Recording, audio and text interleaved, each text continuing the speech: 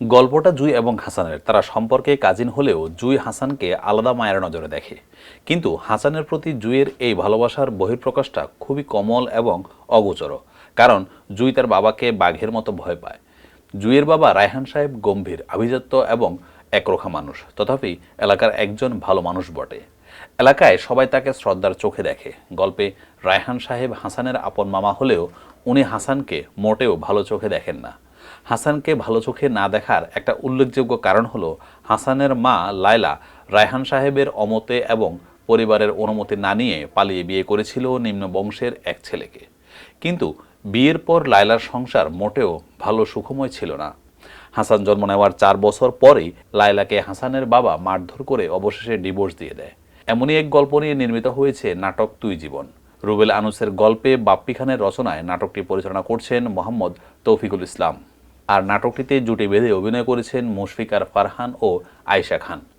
তুই জীবন আমার শিরোনামের নাটকটি ঈদে বেসরকারি টেলিভিশন চ্যানেল আরটিভিতে প্রচার হয়। এরপর বৃহস্পতিবার 4 জুলাই আরটিভি ড্রামা ইউটিউব চ্যানেলে মুক্তি দেওয়া হয়। মুক্তির পর অল্প সময়ে দর্শকদের প্রশংসায় ভাসছে নাটকটি। ঢাকায় সিনেমার চিত্রনায়িকা পরিমণি, কাজের পাশাপাশি সামাজিক যোগাযোগ মাধ্যমেও সরব তিনি। মাঝে মধ্যেই পরিবারের ছবি, ভিডিও কিংবা অনুভূতি শেয়ার করেন ভক্তদের সঙ্গে। সেই ধারাবাহিকতায় সোশ্যালে একটি ভিডিও শেয়ার করেছেন এই নায়িকা, যা মুহূর্তে ভাইরাল হওয়া ভিডিওতে দেখা যায় পরীর পা ধরে বসে আছেন ছোট বোন। রীতিমতো পা ধরে টানাটানি করছেন। একটা সময় তাকে জিজ্ঞেস করতে দেখা গেল, পা ধরিস কেন বল? আর উত্তরে সে হেসে সোজা বলতে লাগলো, আপু এসো, একটু লুডো খেলবো, এসো এসো। আর এই কাণ্ড দেখেই পরি হেসে বললেন, লুডো খেলার জন্য কেউ এমন করতে পারে আমি ভাবতেও পারি না। প্রসঙ্গত পরিমণি সর্বশেষ বাঙালি কিতাব নামে একটি ওয়েব সিরিজে কাজ করেছেন। এটি নির্মাণ করেছেন দেবীখ্যাত নির্মাতা অনম বিশ্বাস, যেখানে পরিমণিকে দেখা যাবে সুপ্তি নামের একটি চরিত্রে। এছাড়াও ওপার বাংলার সিনেমাতেও অভিনয় করেছেন এই অভিনেত্রী। শিশুশিল্পী হিসাবে বড় পর্দায় পা রাখেন অভিনেত্রী প্রার্থনা পারধীন দিঘি। বেশ কিছুদিন সিনেমায় অভিনয় করে প্রশংসা কুড়িয়েছেন তিনি। শিশুশিল্পী হিসাবে চলচ্চিত্রে অভিনয় করে 3 বার অর্জন করেছেন জাতীয় চলচ্চিত্র পুরস্কার। এখনও দর্শকদের চোখে ভাসে সেই ছোট্ট দিঘির অভিনয়, আর কানে বাজে তার মিষ্টি সংলাপ। দিঘি এখন আর শিশুশিল্পী নেই। দীর্ঘ বিরতি কাটিয়ে নায়িকা হিসেবে চলচ্চিত্রে নাম লিখিয়েছেন। 2021 সালে তুমি আছো তুমি নেই সিনেমার মাধ্যমে নায়িকা হিসেবে চলচ্চিত্রে অভিষেক হয় তার। এরপর তিনি টুঙ্গিপাড়ার মিয়াবাই ও মুজিব একটি জাতির রূপকার সিনেমায় অভিনয় করেন। সবশেষ সরকারি অনুদানে নির্মিত শ্রাবণ জ্যোৎস্নায়ের মাধ্যমে আবার বড় পর্দায় আসেন দিঘি। নতুন বছরে নতুন ছবি মুক্তির মাধ্যমে দিঘির যাত্রা শুরু হলেও হাতে কোনো নতুন ছবির খবর ছিল না এই অভিনেত্রীর। এইদিকে বছরের মাঝামাঝি এসে হুট করে এমন এক খবর জানালেন দিঘি, যাতে সবার চোখ কপালে উঠেছে।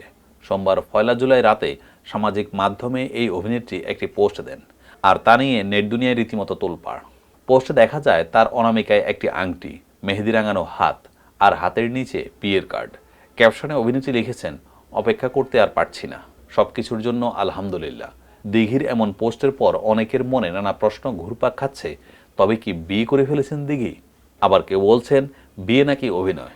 নানা নাটকীয়তার পর অবশেষে বিয়ে নিয়ে নিজের অবস্থান পরিষ্কার করলেন দিঘি। বৃহস্পতিবার 4 জুলাই নিজের ফেসবুক পেজে এই অভিনেত্রী লিখেছেন, বিয়েটা কিন্তু প্রিয়ন্তীর আর যার আমার বিয়ে ভেবে অনেকেই বেশি এক্সাইটেড ছিলেন, তাদের জন্য অল্প একটু সমবেদনা।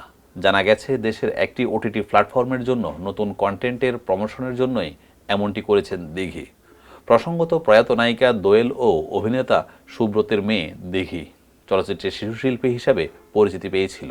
2008 সালে মুক্তি পায় পিএ কাজল পরিচালিত সিনেমা 1 টাকার বউ। সেই সিনেমায় প্রধান চরিত্রে অভিনয় করেন শাকিব খান, শাবনূর ও রোমানা খান। সিনেমাটিতে কাজল চরিত্রে অভিনয় করা শাবনূরের মেয়ের ভূমিকায় দেখা যায় দিঘিকে। অভিনয়ের জন্য 33তম জাতীয় চলচ্চিত্র পুরস্কারে শ্রেষ্ঠ শিশুশিল্পী বিভাগে পুরস্কৃত হন দিঘি। সময়ের সঙ্গে সঙ্গে নিজেকে চিত্রনায়িকা হিসেবে প্রতিষ্ঠিত করেছেন দিঘি।